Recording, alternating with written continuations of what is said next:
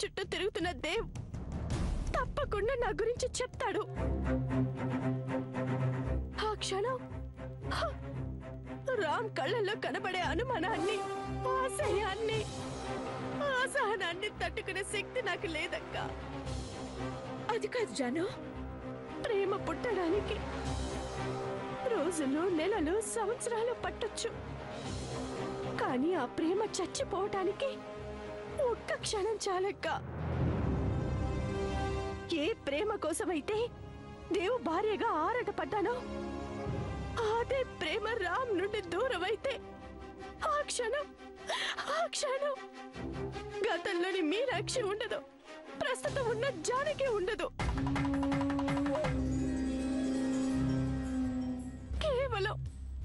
కేవలం నా శవం మాత్రమే ఉంటుంది.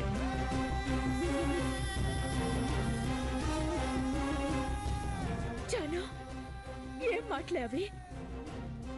మాట అన్నది జీవితాల చుట్టూ కోటలు కడతాయి. అదే మాట ఆ కోటను పేల్చేస్తాయి. నేనిప్పుడు నా గతం మాట్లాడకపోతే రామ్ ముందు కూలిన కోట గోడలా మిగిలిపోవాలి. అందుకే అక్క, అందుకే రామ్తో అన్నీ చెప్పేస్తాను. నా గురించి మొత్తం చెప్పేస్తాను.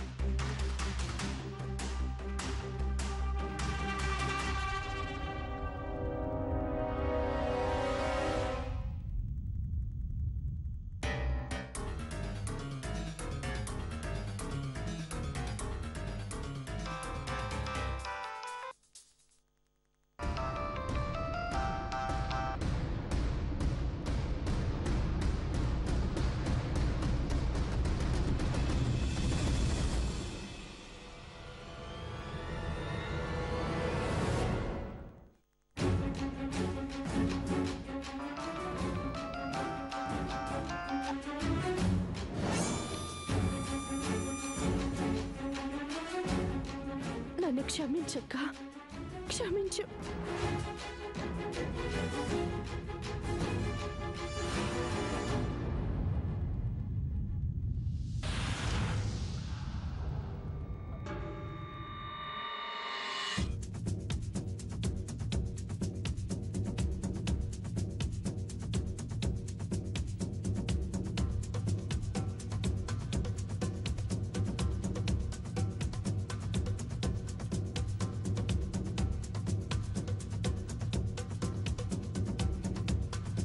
అరే రామ్, ఇంకా అవలేదా? టైం అవుతుందిగా, త్వరగా కానీ ఆ టవల్ ఇవ్వండి.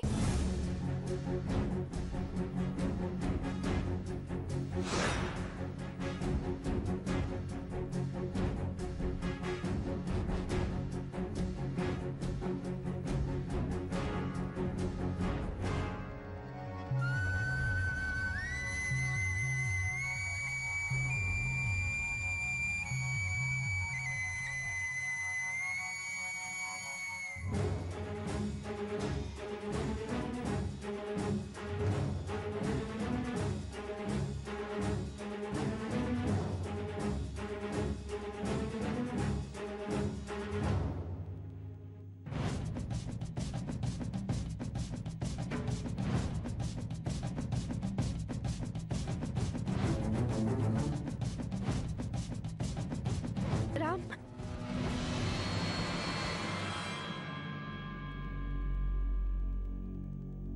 అది నీతో ఒక ముఖ్యమైన విషయం మాట్లాడాలి. అమ్మ జాను, అంగప్రదక్షిణ చేసేటప్పుడు మాట్లాడకూడదమ్మా.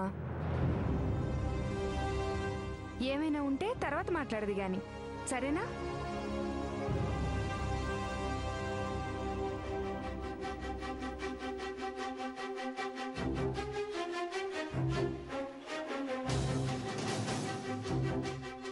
కమా జాను, ఫోన్ ఆన్ చేయి ప్లీజ్. ప్లీజ్ జాను, ఒక్కసారి ఫోన్ ఆన్ చేయి.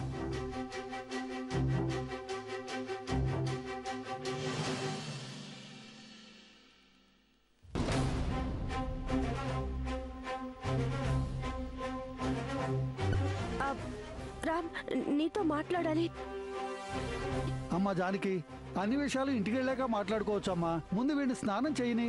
లక్ష్మి, నువ్వు అమ్మాయిని తీసుకుని ఇంటికి వెళ్ళు. అలాగేనండి. వీడికి స్నానం చేయించి ఇద్దరం వస్తాం. పదమ్మా, పద జాను. రామ్తో పద.